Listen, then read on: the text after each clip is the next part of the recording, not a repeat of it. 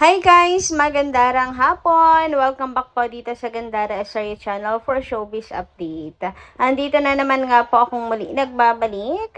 Ang nagmamaganda ninyo kachismasang Kimpao, wala na nga pong iba. Ang lokaret na si Gandara SRU upang maghatid sa inyo ng latest update and fresh happenings patungkol kina Kim Chiu and Paolo Avellino. And para po sa hapong ito, ang tatalakayin natin at pag-uusapan ay patungkol nga po dito sa pangkukuyog kay Chinita Princess ngayong araw. Kaya naman syempre ang mga Kim Pao fans ay panay ang depensa ngayon kay Chinita Princess, pagtatanggol kay Kim, at pagbibigay ng opinyon hinggil nga sa mga nangyayari ngayon sa ating bansa at sa sinabi ni Chinita Princess sa kanyang pong social media account. Anyway, bago tayo mag-start, sa mga di pa nakaka-subscribe sa ating channel, maaari lamang napindutin po ninyo ang subscribe button at notification bell natin na nariyan sa baba upang kayo ay mag-i-updated po at ma-notify tuwing may bago tayong chika at balita hinggil sa Kim Pao. Basta mga balita na may kinalaman kina Kim Chiu and Paolo Avellino, sagot na po natin yan.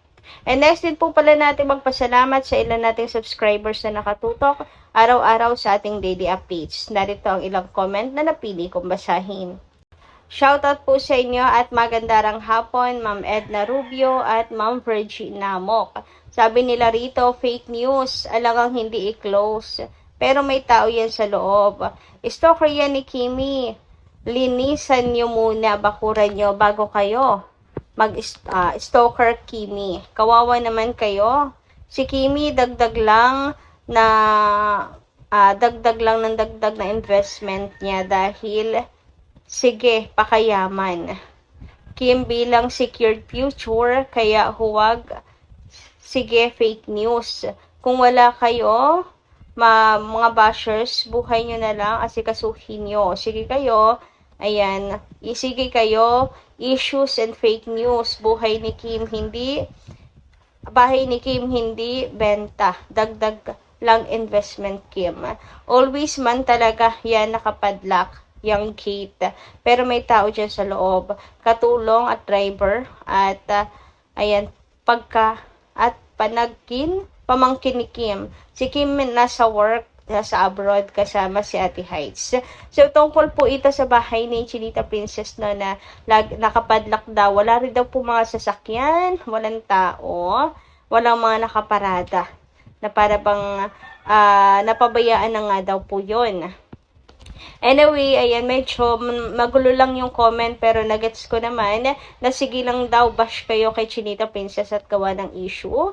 Samantalang si Kim ay panay lamang po pag-asikaso sa kanyang buhay, pag-i-invest, tuloy ang plano para sa future. Samantalang ito, mga stalker, di na walang plano sa buhay, which is tama naman, di ba? Didisan nyo muna yung bakuran nyo bago kayo mang-stalk kay Chinita Princess.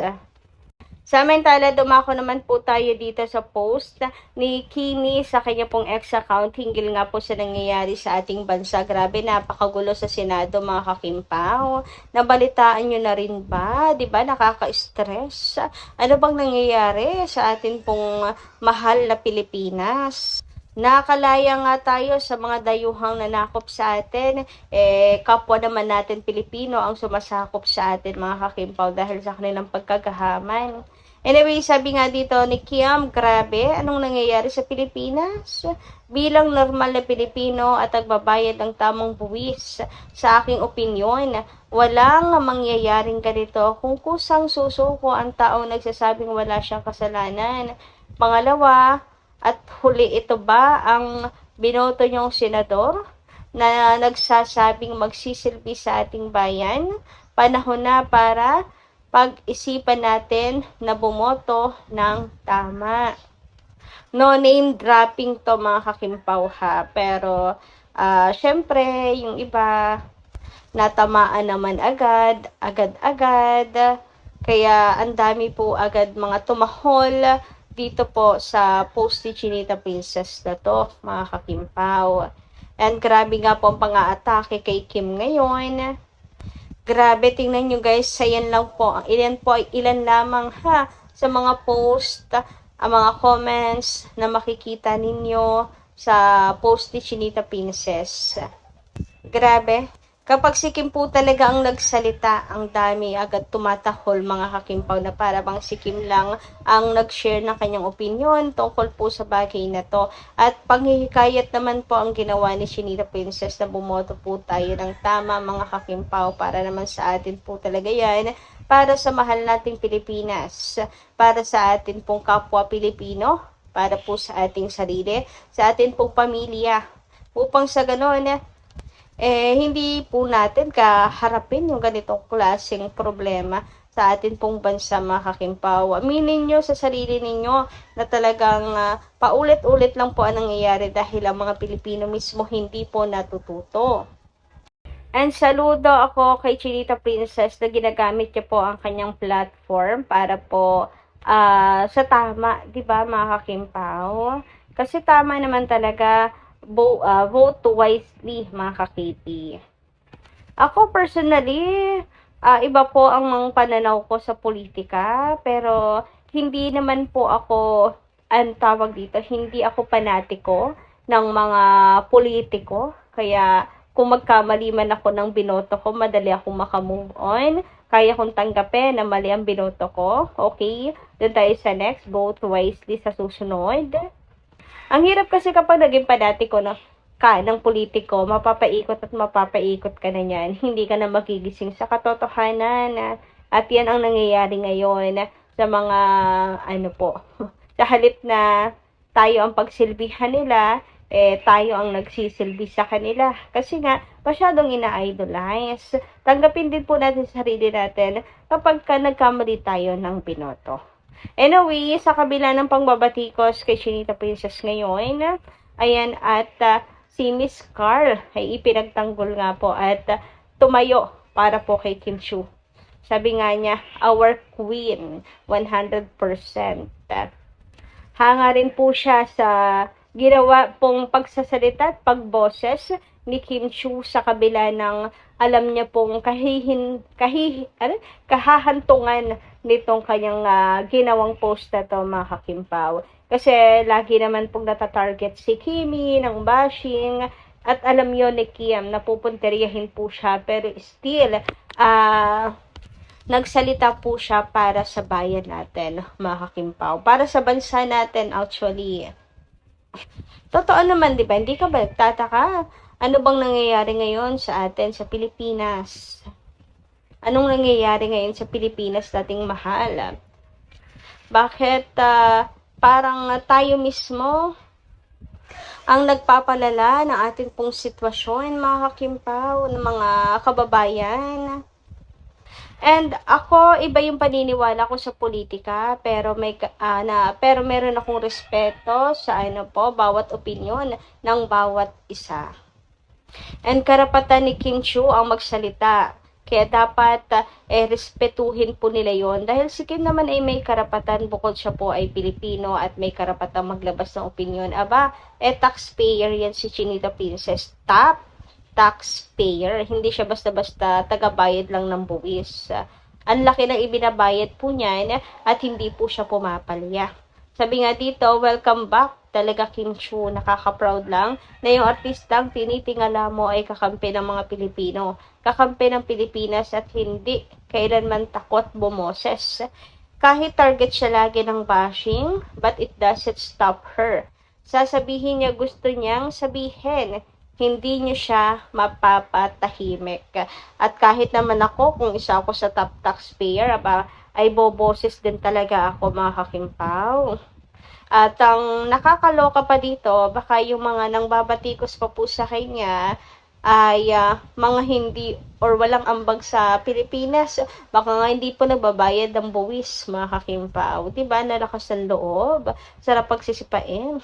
Hindi kung iba yung paniniwala nyo.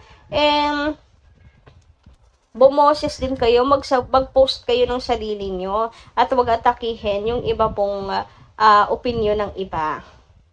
Matuto tayong rumispeto. At kung kayo naman ay salawahan, pag muni-munihin ang bawat opinion ng bawat isa at kung saan ka mas magiging matimbang na paniniwala. Ganun lang naman yon. Pero bakit parang hirap na hirap ang mga Pilipino? Siguro nga kasi dahil masyadong iniidolo na ngayon ang mga politiko. Diyos ko naman, 'di ba? Grabe sila kung atakihin po si Kim ngayon, mga kakimpaw. Sasakit din ang ulo nyo pag nakabasa kayo ng mga pagbabatikos kay Chinita Princess. Kaya ang ilan, of course, na mga fans na hindi po papayag at kanila pong pinotektahan. Sabi nga po, protect Kim at all cost. Kasi nagpahayag lang naman siya ng kanyang opinion. Anyway, sabi dito, caring about society is not a sin. It is the right of every Filipino, famous or not, to express their opinion and use their voice. It's saddening that every time Kim speaks, she labeled as attention-seeking. Her acts of help are often quiet and low-key, but her role as citizen shouldn't be confined to silence alone. Let's learn to respect others' perspective because we're all equally striving for the betterment of our country. If we have nothing positive to contribute, bashing is not the solution. Being a voice is not being attention-seeking. It is showing that you care. If those who contribute nothing can freely bash, then those who truly care for their fellow people should have a voice all the more. Anyway, speaking of bashing, alam niyo po ba na pati ang world tour nila Kim and Paolo ay talaga pong kanilang isinasama pa, mga kakimpaw. Kanila pang sinisilip at kung ano-ano pa ang mga sinasabi. Basta halatadong may init po ang kanilang mga mata kay Kim, mga kakimpaw. Kaya lahat ng bagay ay kanilang i-connect, mga kakipi, para ibatikos si Chinita Princess. Anyway, sa kabila po ng lahat ng mga bashings ngayon, kay Kimi, si Poca Rafael nga, mga kakimpaw, ay patuloy pa rin po ang pag-stand kay Kim and Paolo at panay po ang flex ng mga kaganapan nga po sa Kim Pao's World Tour. Kaya sige lang, umiyak lang kayo dyan ng umiyak, hindi nyo maitatanggi ang success nila Kim and Paolo na sila po'y pinagpapala at inuulan ng blessings. And dahil nga sa mga blessings na yan, malaki po ang natatanggap ng atin pong bansa sa buwis ni Chinita Princess. Kaya talagang meron po siya, mga kakimpaw, karapatan na magsalita. Kung meron man kayong dapat sitahin, siguro, yung mga walang karapatan pong bumoses at magsalita, yung mga walang ambag, hindi nagbabayad ng buwis. So yun lang po muna ating update ngayong hapon. Maraming salamat po sa inyong pakikiligan. Kita kas po muli sa mga susunod pa po natin, chika. Maraming salamat at ingat po palagi.